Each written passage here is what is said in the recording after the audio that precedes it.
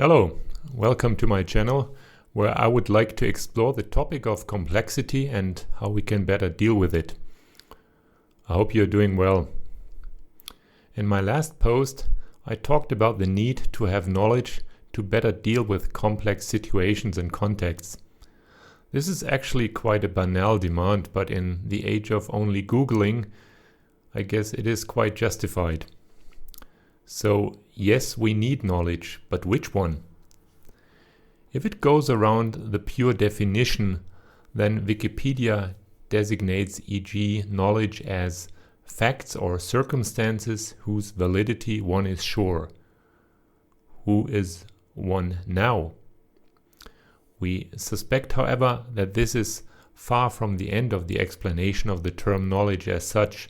Under the keyword knowledge, there is also an entry on Wikipedia. Here it is expressed in rudiments how already very long, very clever intellectual giants have struggled with it to explain to us what knowledge actually is.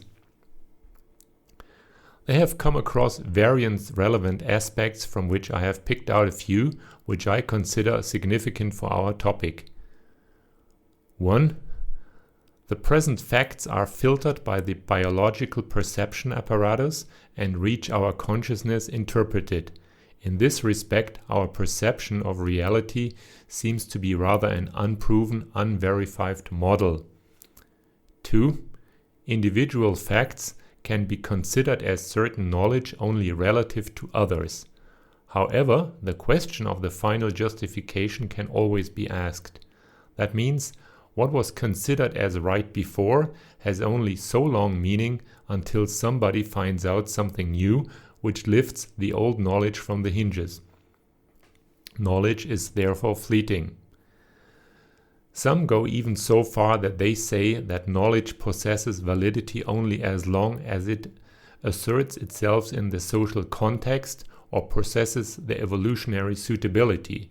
In their opinion, it is of no use, e.g. to be able to perform a handicraft which nobody needs anymore and thus also brings no more use to the group.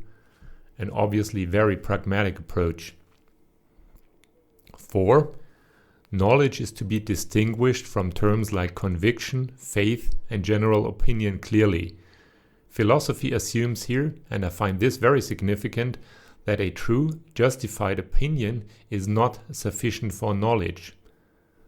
5. There is a knowledge how and a knowledge that. The former is a practical knowledge in the sense of a skill. The latter is a knowledge which is based on facts and can be expressed linguistically. Among the philosophers of knowledge, it is disputed whether practical knowledge can always be represented linguistically. 6. However, an opinion is not sufficient for knowledge. In this respect, we quickly come to the point that knowledge obviously cannot be defined so exactly with further ado, as because a single counterexample is enough to refute a definition and thus to shake the previous exact definition. What types of knowledge are there? There is the exact knowledge. These are scientific theories that can be cast in mathematical form. Only mathematics itself and branches of theoretical physics count among them. With it, we average brains have to deal with probably only very rarely directly. Since it was clear to the great minds that via the exactness from the mathematics and physics alone, mankind could not have acquired knowledge, greats like Aristotle came up with the idea to introduce another kind of knowledge concept, the empirical knowledge. He based it on the following postulates. 1. There is an external world independent of the subject, or the objects are at least independent of the investigating subject. 2. The data necessary for the theory are obtained through the 5 senses. 3. Every result of the theory must be justified by experience. At the same time, it was also clear to him and others that in this way no certain knowledge can be achieved. For them, it was rather something credible or believable, and uncontradicted or believable, uncontradicted and universally tested knowledge. so that, as Karl Popper apparently put it, we are guessing more than we know. In order for empirical knowledge to be shaped as a science at all, statistics had to be invented first, because it made it possible for hypotheses to be tested against the content of experience. From there, it wasn't far to probabilities. Empirical knowledge therefore exists, but it has no exactness. Certainly it is acquired, temporarily seen clearly before an exact knowledge, because the latter requires much more effort.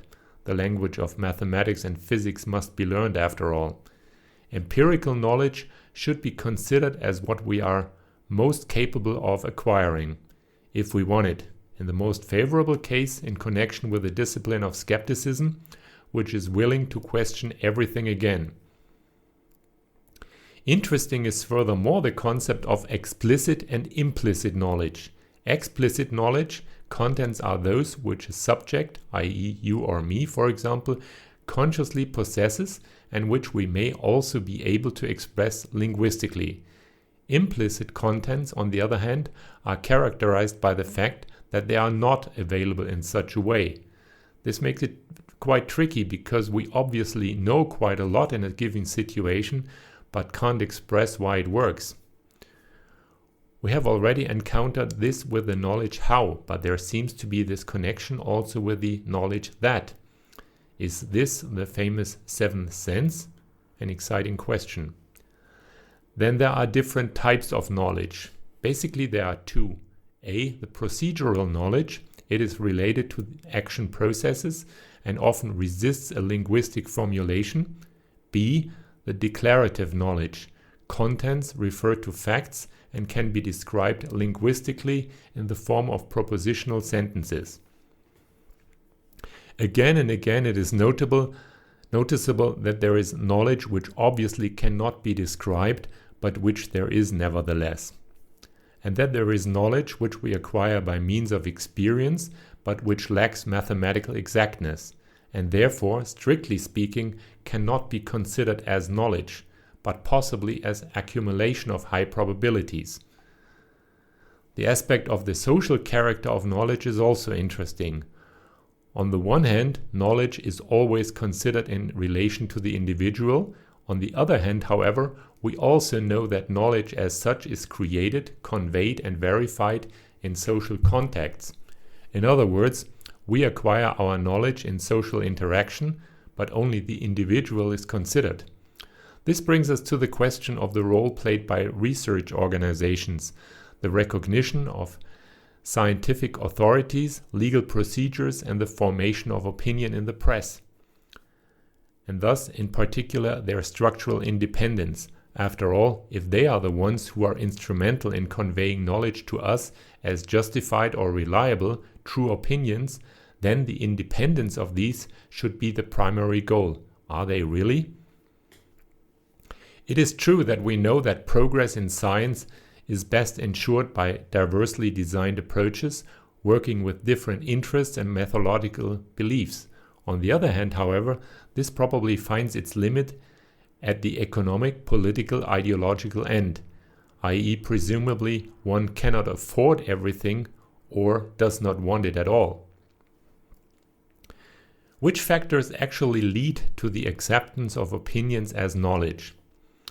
Actually, there should be criteria such as verification, examination through falsification attempts, and freedom from contradiction. Instead, however, there are numerous case studies that prove that the technique of propaganda manages to establish opinions as knowledge better than science. A very disturbing prospect, I think, especially in view of today's technical possibilities and its spread. Also, we know that the acceptance of a scientific opinion as knowledge depends largely on alliance building in the relevant scientific community. Undoubtedly an equally disturbing insight, isn't it? So given this brief digression into the question of what knowledge actually is, back to the starting point. What knowledge should we acquire if we are already motivated to do so? After all, we want to acquire more than just an opinion. A. It should be exact in the best case, i.e., fulfill mathematical and physical requirements, be provable. B. It should come from sources that have as much structural independence as possible. This is a very big challenge because the one source probably does not exist like that, especially in the field of empirical knowledge. Therefore, we must probably start to work out increased probabilities by means of skepticism, i.e. questioning and comparing several sources in order to be able to better isolate a complex topic. C. It helps to examine the background structures of the knowledge-creating organizations for conflicts of interest and manipulation attempts. D. It helps to know techniques of opinion manipulation, or possibly to have already taken up the enormous meaning of propaganda as such into one's frame of consideration. E. It helps to have a confidence in oneself and knowledge, which one has acquired oneself, even if one cannot explain it, and to recognize this as an intuition. F. It is certainly also good if the underlying motivation for acquiring knowledge about a subject becomes clear to oneself, because with it the emotions are connected which let us come into action at all, or already determine it. Acquiring knowledge in order to generate more profit, for example, will certainly release different emotions than striving for security.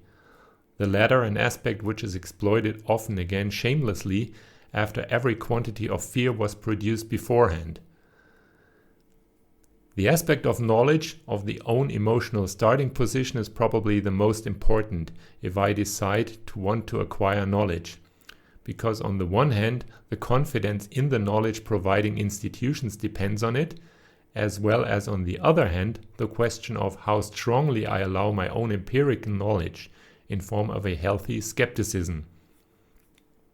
In my opinion, complexity is the defining challenge for all of us today. Never before has technological progress been so rapid. Never before has humanity been connected across the globe in one form or another. And above all, it has probably been never more difficult than today to distinguish truth from deception, while at the same time we act in a very superficial and impulse-driven way.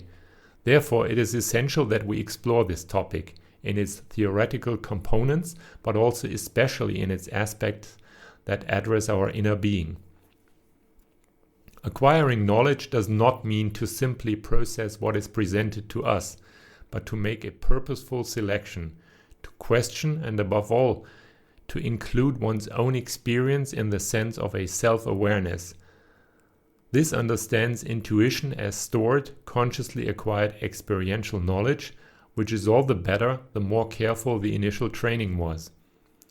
Complexity has, in my opinion, not only elements that characterize it, but also different types. I will try to explain them next time. For now, thank you for listening. See you next time. Goodbye.